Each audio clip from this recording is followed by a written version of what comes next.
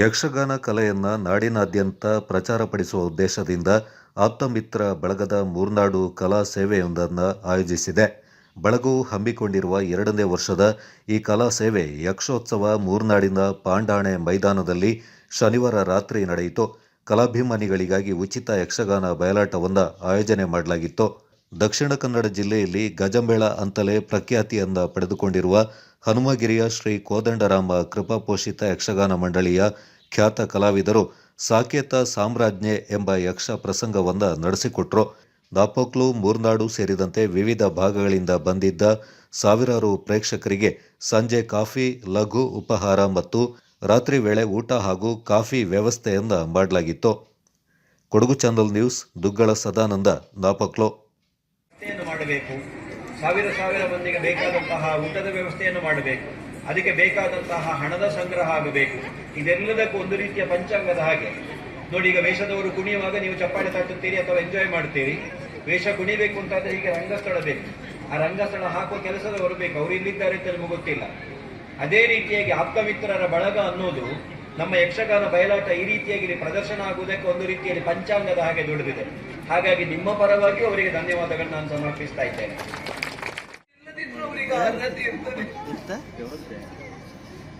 ಯಾರು ಪತಿಯನ್ನು ಕಳೆದುಕೊಂಡಿರ್ತಾರೋ, ಯಾರು ಪತಿಯ ಸಾವಿಗೆ ಕಾರಣರಾಗಿರ್ತಾರೋ ಅವರಿಗೆ ಅರ್ಹತೆ ಇಲ್ಲ. ಆ ಹೊಳೆಯಿಂದ ದೋಣಿಯೇ ಇಲ್ಲ ಅಂತ ಆದರೆ ಹಿಂದೆ ಬರುವವರಿಗೆ ಯಾರು ಗತಿ ಬರುವುದು?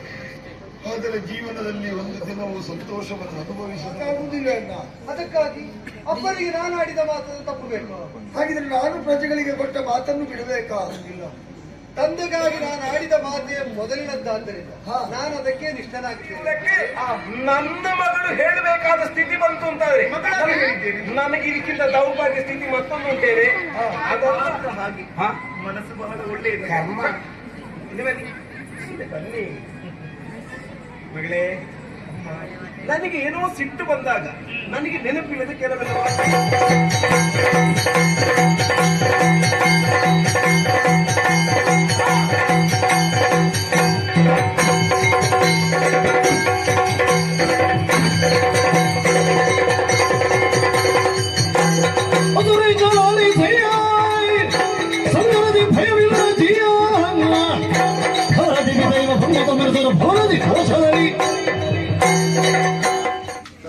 ಆಪ್ತಮಿತ್ರ ಬಳಗದ ಸೇವಾರ್ಥವಾಗಿ ನಡೆದ ಮೂರ್ನಾಡು ಯಕ್ಷೋತ್ಸವವು ಇದು 2ನೇ ವರ್ಷ. ಈ ವರ್ಷವು ಯಕ್ಷಾಭಿಮಾನಿಗಳು ಹೆಚ್ಚಿನ ಸಂಖ್ಯೆಯಲ್ಲಿ ಬಂದು ತುಂಬಾ ಈ ಕಾರ್ಯಕ್ರಮವನ್ನು ಯಶಸ್ವಿಗೊಳಿಸಿದ್ದಾರೆ. ಆಲ್ಮೋಸ್ಟ್ 3,000 ಜನದಿಂದ ಮೇಲ್ಪಟ್ಟು ಇಲ್ಲಿ ದೂರದಿಂದೆಲ್ಲ ಬಂದು ಇಲ್ಲಿ ಈ ಕಾರ್ಯಕ್ರಮವನ್ನು ಚೆನ್ನಾಗಿ ಯಶಸ್ವಿಯಾಗಿದೆ. ಇದೆಲ್ಲ ಕಾರಣ ಇಲ್ಲಿ ನಮ್ಮ ಮಿತ್ರರು. ಸುಮಾರು 2 ತಿಂಗಳಿಂದ ಇದರ ಬಗ್ಗೆ ಪೂರ್ವಯೋಜಿತವಾಗಿ ಕಾರ್ಯಕ್ರಮ ಆಯೋಜನೆ ಮಾಡಿಕೊಂಡು ಅದಕ್ಕೆ ಬೇಕಾಗುವಂಥ ಎಲ್ಲ ವ್ಯವಸ್ಥೆಗಳನ್ನು ಮಿತ್ರರೆಲ್ಲ ಸೇರಿ ಮಾಡಿರೋದು ಈ ಯಶಸ್ವಿಗೆ ಮೂಲ ಕಾರಣವಾಗಿರುತ್ತದೆ. ಮುಂದಿನ ದಿನಗಳಲ್ಲೂ ಈ ಥರ ಕಾರ್ಯಕ್ರಮ ವರ್ಷನೂ ನಾವು ಕೊಡುವಂಥ ನಮ್ಮ ಹತ್ರ ಯೋಚನೆ ಇದೆ.